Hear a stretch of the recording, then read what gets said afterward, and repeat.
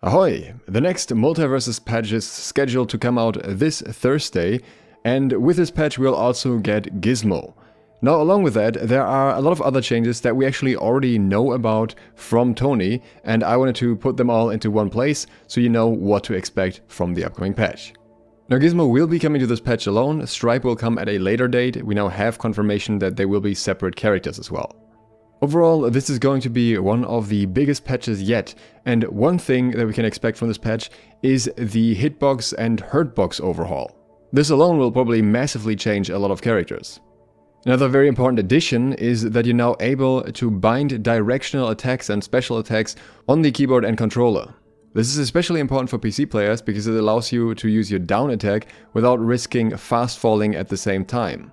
On PC this previously only existed for neutral attacks, while on controller you could use your secondary stick to either use directional attacks or specials, but now you can technically do both.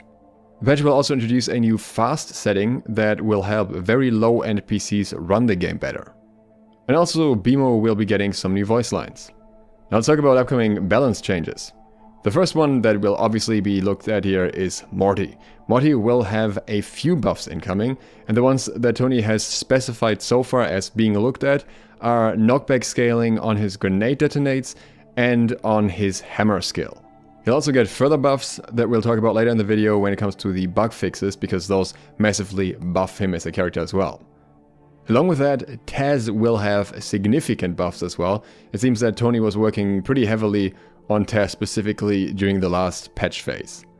It also sounds like Jake will be getting a nerf to his side air specifically, with this getting 6 frames of whiff recovery, but it can be cancelled early by 2 frames if you hit a target. At the time of the conversation with TK Breezy, which is over a week ago now, Tony was also considering further changes, so we'll see what happens with them specifically. Similarly, while Tony doesn't explicitly state it, it sounds like some form of buff is planned for Finn. He's talking about bug fixes, but he also says we learned a lot from what happened with Finn, and what happened with him is that his win rate dropped down massively compared to other characters, so I wouldn't be surprised if we see some form of buff to bring him a little bit back into the point of balance again.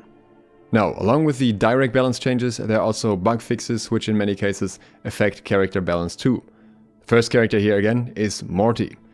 The first thing that he'll have next patch is his actual passive, where he hands grenades to teammates, which is already going to be a pretty massive improvement. But not only that, his extra Fleep Juice perk will allow him to clear Tom and Jerry's trap now, and he will also be able to actually hit targets more reliably with his down air attack, which is an extremely strong attack with an extremely bad hitbox. So that being improved will overall impact his performance drastically because it's one of his best, well, knockout or spike abilities. His hit chain will also be fixed so that his secondary attack will actually connect to enemies properly, and I think there might also be some further changes relating to the hit chain so that it actually connects properly, so we'll have to see about that one in particular. Speaking of newer characters getting fixes, LeBron is getting fixes soon, specifically to his ball not returning sometimes. Also, his ball should now be able to break batarangs. Raindog's tether sometimes doesn't let you pull back your ally, something that should also be fixed in the next patch. Likewise, Velma should no longer be able to end up in a state where she can't be knocked out no matter how high her damage gets. There are multiple fixes to game performance. Some people currently have an issue where they load into matches too late and the match has already started. This should no longer be happening. Xbox One players seem to experience a lot of frame drops, and that should be solved. Though game performance issues in MultiVersus are most certainly not limited to Xbox One, so I would expect more fixes in general as well. From next patch onward, the maxed character badge should also have all characters count towards it.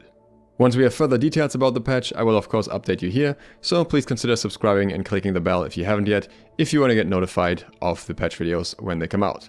Thanks for watching, and I hope to see you for the next one soon. SLOTH, out.